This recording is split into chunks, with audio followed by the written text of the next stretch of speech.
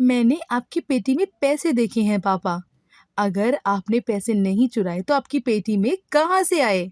तुम क्या बोल रही हो सलोनी? ये पैसे चुराएंगे जिन्होंने अपनी जिंदगी भर की कमाई तुम दोनों के नाम कर दी। आज प्रदीप के लिए बहुत बड़ा दिन था। भारतीय रेल सर्विस में 40 साल तक नौकरी करने के बाद आज वो अपनी सर्विस से रिटायर्ड हुए थे।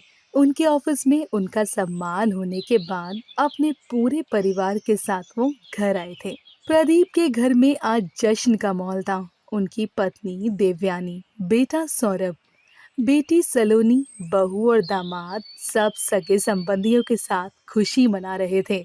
सबने प्रदीप को इस खुशी के अवसर पर कुछ बोलने के लिए कहा। तब क्या कहूँ मैं बहुत खुश हूँ। आप सब मेरे लिए अपना कीमती समय निकालकर मेरी खुशी में शामिल होने के लिए आए हैं। मैंने 40 साल नौकरी की है, इसलिए मैं समय की कीमत समझता हूँ। इन 40 सालों में मैं खुद को भी ज्यादा वक्त नहीं दे पाया, कभी बच्चों के स्कूल नहीं गया और ना ही कभी देवयानी को समय दे पाया। इसलिए आज मैंने तय किया है कि आज से मेरा पूरा समय मैं देवयानी और बच्चों के साथ बिताऊंगा। प्रदीप ने अपने परिवार के साथ अच्छा समय बिताया। अगले दिन सब अपने अपने घर चले गए। सौरभ अपनी पत्नी रिया और बच्चे के साथ और सलोनी भी अपने पति के साथ अपने घर लौट गए। अब घर में सिर्फ प्रदीप और देवयानी थे। देवयानी ने प्रदीप की तरफ देखा तो प्रदीप उदास बैठा हुआ था। तब देवयानी कहती है, क्या हुआ? ऐसे उदास क्यों बैठे हैं आप? क्या सोच रहे हैं? कुछ नहीं, कल घर में कितनी रौनक थी, सब लोग यहाँ थे। अब पूरा घर खाली हो गया। मैंने एक फैसला लिया है, रिटायरमेंट के बाद मिलने वाले और आज तक की हमारी सेविंग्स में जो भी है सब मैं अपने दोनों बच्चों में बांट देना चाहता हूँ। मैं ये घर भी सौरभ के नाम कर दूंगा। क्या सब कुछ बच्चों के नाम कर देंगे? इतनी जल्दी क्या है? हमारे बाद तो सब उन्हें ही मिलने वाला है ना। हाँ, लेकिन अगर अभी हमने उन्हें सब कुछ दे दिया तो हम उनके चेहरे पे खुशी भी देख पाएंगे। हमारे जाने के बाद देने का क्या फायदा।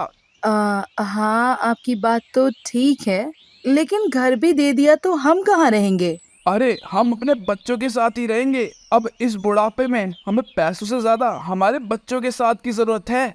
आपको लगता है बच्चे आपकी बात मानेंगे? सब कुछ उन्हें देकर खाली हाथ उनके साथ रहना ठीक होगा? अरे क्यों नहीं, वो मेरे बच्चे हैं, मुझे उन पर पूरा विश्वास है। मैं कल ही वकील को बुला लेता हूँ। अगले दिन ही प्रदीप ने वकील को बुलाया। वकील ने सारे पेपर्स तैयार कर दिए। फिर प्रदीप ने सौरभ और सलोनी को बुलाकर अपने फैसले के बारे में बताया और उन्हें पेपर्स दे दिए। सौरभ और सलोनी प्रदीप के फैसले से खुश हुए थे, लेकिन चौंक भी गए थे। पापा, ये सब इतनी जल्दी करने की क्या जरूरत है? आप अभी अपनी रिटायरमेंट लाइफ एंजॉय कीजिए ना। हाँ बेटा, वही सब करने के लिए तो यह सब तुम्हारे नाम कर रहा हूँ। मैं चाहता हूँ कि मेरी बची हुई जिंदगी तुम लोगों के साथ बिताऊं। अपने बच्चों, नाती पोतों, उन सब के साथ जीने में जो सुकून है वो यहाँ अकेले जीने में कहाँ। ठीक है पापा, आप हमारे साथ ही रहिए। कुछ दिनों के बाद प्रदीप सौरभ के घर रहने चला गया। सौरभ की पत्नी शिवाली को अपने सास ससुर का वहां रहना रास नहीं आया था। कुछ दिनों के बाद देवयानी से घर के वो काम करवाने लगी। मुझे ठीक से खाना बनाना नहीं आता, मैं ये नहीं कर सकती। आज मेरी तबीयत खराब है, ऐसे बहाने बनाकर वो काम टालती रहती और सब काम देवयानी को करना पड़ता। शिवाली ने नौकरानी को भी निकाल दिया था। एक दिन देवयानी की तबीयत बिगड़ गई थी। तब शिवाली कहती है, अरे माँ जी, ये क्या? आपको पता है ना कि सौरभ को समय पर खाने की आदत है और आपने अभी तक खाना नहीं बनाया। एक काम नहीं होता आपसे। कितनी बार आपको कहा है कि सब काम समय से किया कीजिए, लेकिन आपको तो बस पापा के साथ ही रहना होता है। ये क्या बोल रही हो तुम बहू? जब से हम इस घर में आए हैं घर का हर काम देवयानी ही कर रही है। तुमने तो काम वाली को भी निकाल दिया और तुम ये सब बोल रही हो। आज उसकी तबीयत ठीक नहीं है, इसलिए आराम कर रही है वो। तो और क्या बोलूं? आपको क्या लगता है कि यहाँ ऐसे ही आराम से रहेंगे आप लोग? यहाँ हमने कोई खैरात नहीं लगाई है जो आप ऐसे ही बैठकर फोकट का खाएंगे। So please. शिवाली की बात सुनकर प्रदीप और देवयानी को बहुत दुख हुआ। प्रदीप देवयानी को लेकर अपना बोरिया बिस्तर समेटकर सौरभ के घर से निकल गए। और सौरभ ने भी उन्हें नहीं रोका।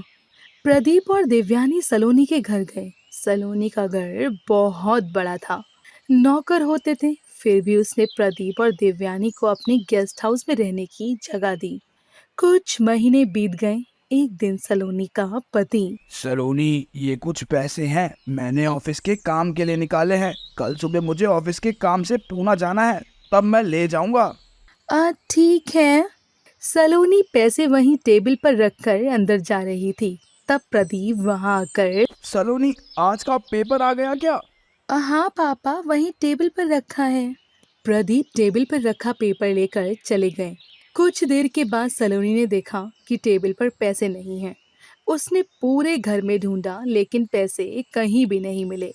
तब सलोनी प्रदीप के पास चाय नाश्ता ले गई। अरे वाह, आज तुम नाश्ता लेकर आई हो। भोला कहाँ गया?